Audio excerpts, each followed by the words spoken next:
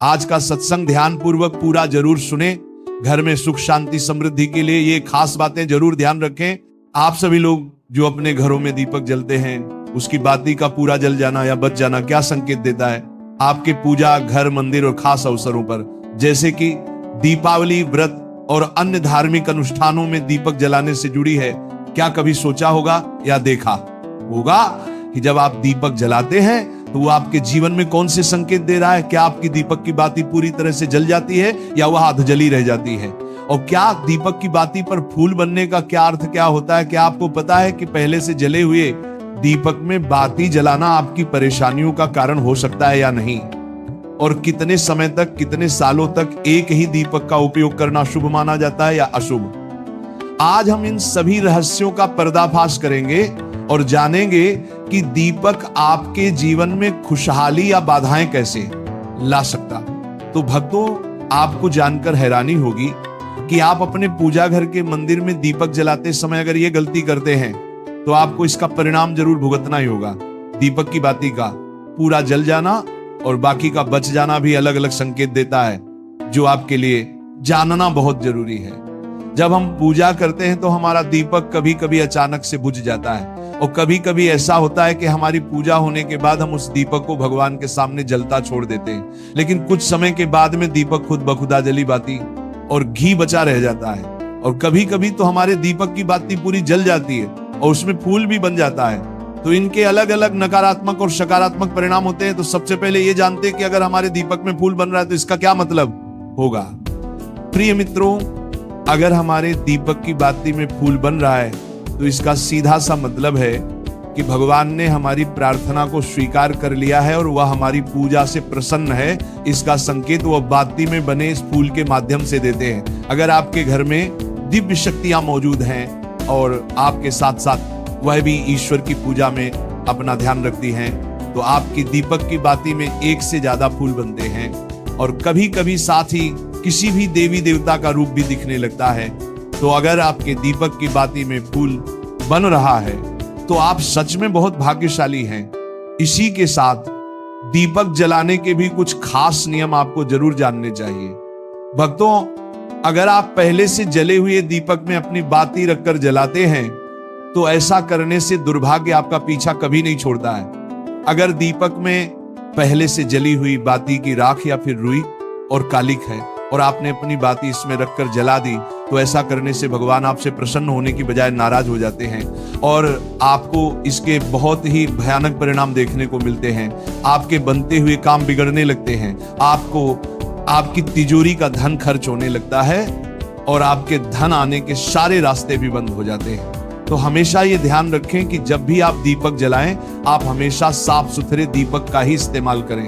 दोस्तों, इसी के साथ कुछ लोगों की आदत होती है कि वह हर थोड़े दिन बाद अपने दीपक को बदल देते हैं। इस पर गुरुजी का कहना है कि आप जिस दीपक से पूजा करते हैं उसे कभी मत बदलिए, आप उस दीपक को सिद्ध हो जाने दीजिए। जब कोई दीपक रोजाना भगवान के सामने जलता है तो वह दीपक समय के साथ सिद्ध हो जाता है। भगवान की सकारात्मक ऊर्जा उस दीपक में आ जाती है और जब भी आप वह दीपक जलाते हैं तो आपका तन और मन दोनों पवित्र हो जाते हैं। तो आप हर रोज उस दीपक को साफ कीजिए, फिर उसमें बाती रखकर जलाएं। आप जितनी बार भी दीपक जलाएं उतनी बार उस दीपक को साफ करके बार बार उसी दीपक में बाती जलाएं। लेकिन अगर आप गलती से भी उस दीपक को बदलते हैं तो आपकी तरक्की में रुकावट आ सकती है। इसलिए आप अपने दीपक को कभी भी मत बदलना। 10 साल 20 साल तक आप उसी दीपक में लगातार बाती जलाएं, इससे आपका दीपक सिद्ध हो जाएगा और आप इसका चमत्कार अपने घर में भी देख सकते हैं। अगर आपके घर में कोई भी रोगी हो, बीमार हो या किसी का बुखार नहीं जा रहा हो तो आप इस दीपक को थोड़ी देर के लिए किसी बर्तन में डालिए और अब उस रोगी को ये पानी पिला दीजिए।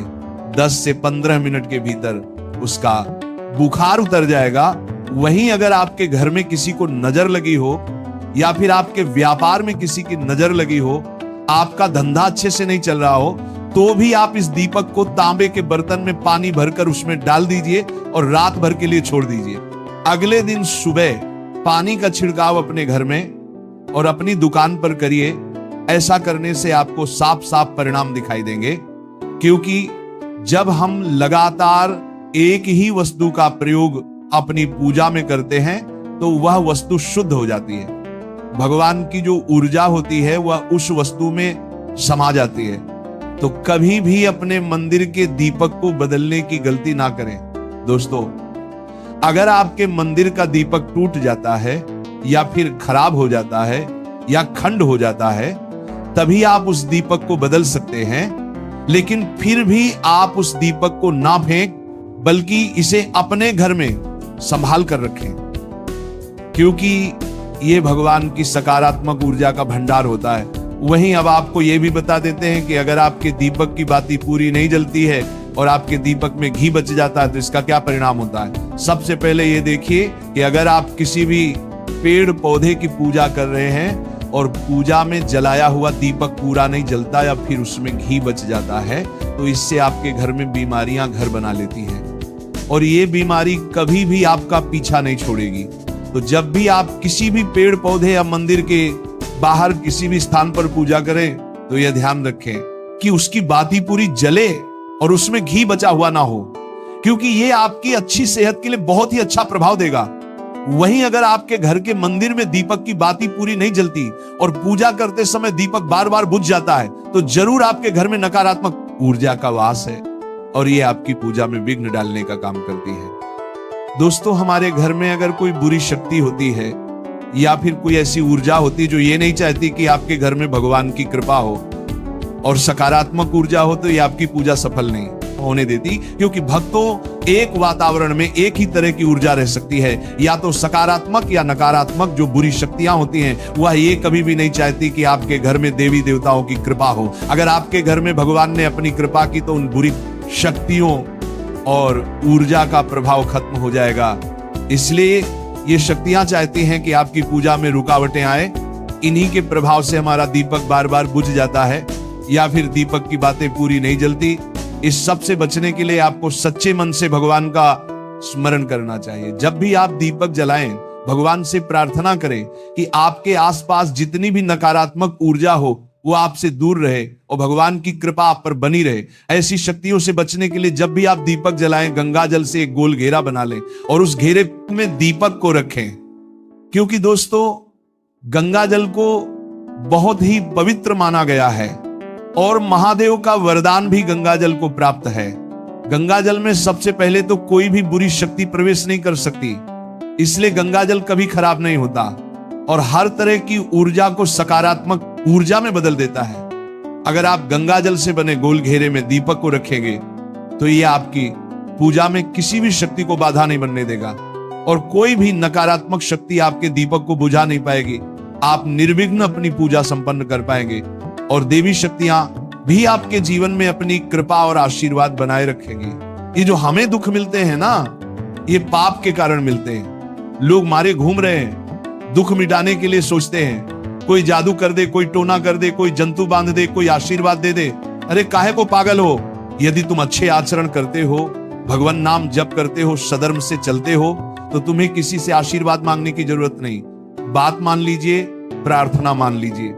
दिखावे में लाखों लोग अपने जीवन को नष्ट करने के लिए तैयार हैं। ये माया का ही तो दिखावा है जिसमें जन्म के जन्म हमारे नष्ट होते जा रहे हैं। सत्य मार्ग को क्यों नहीं पकड़ते हो? किसी के आशीर्वाद की जरूरत नहीं आपको आनंद प्राप्ति के लिए। आप आनंद के बच्चा हो, आनंद स्वरूप हो, जिनसे आशीर्वाद मांगते हो। उनके अंदर जो आत्म तत्व बैठा है वह तुम्हारे अंदर बैठा है, वही संपूर्ण आनंद लिए तुम्हारे अंदर बैठा है। तुम्हें किसी से गिज्ञाने की जरूरत नहीं। बस तुम अपने स्वरूप को नहीं पहचान पा रहे हो, अपनी शक्ति को जागृत नहीं कर पा रहे हो, इसलिए तुम दौड़े घूम रहे हो। भागने की जरूरत नहीं है। सत्संग सुनो, उसे अपने आचरण में उतारो। ये बात आप कागज में लिख लो, चाहे दिमाग में लिख लो। जब तक आपके आचरण शुद्ध नहीं होंगे, जब तक आप भजन नहीं करोगे, जब तक आप दूसरों को सुख नहीं दोगे, मन वचन कर्म से किसी को भी दुख नहीं पहुंचाना, तब तक आप भाग्य यहां से लेकर ब्रह्मलोक तक अगर आपको सुख मिल जाए तो बता देना, आ ब्रह्मभान लोक पुनरावर्तन अर्जुन, यहां सुख मिलने वाला है। आ ब्रह्म स्तंभ पर्यंतम सर्व माया जगत, यहां सुख मिलने वाला है। अगर सुख सिंधु भगवान का भजन नहीं करेंगे, बैठ के अपने घर में बैठकर आधा घंटा भजन नहीं करेंगे, मारे घूम रहे हैं, सोच रहे हैं ये भगवान का अवतार है, हमारा कल्याण हो जाएगा। ए भाई, जब भगवान वास्तविक अवतार लिए और जो भजन नहीं किए उनका भी कल्याण नहीं हुआ। भगवान के अवतार के समय हम भी रहे होंगे, कहीं ना कहीं किसी जीव जंतु के कल्याण हुआ क्या? अब भजन करोगे तो कल्याण हो जाएगा, हमारी बात मान लो। बार बार आपको कभी कड़वे शब्दों में, कभी मीठे शब्दों में बताते हैं। ए भाई, बचपन से भगवान के मार्ग में लगे हुए हैं, हमको अपना कर्म भोगना पड़ रहा है। जो शरीर रचना के समय रचा गया था वो सुखद या दुखद कर्म भोगना पड़।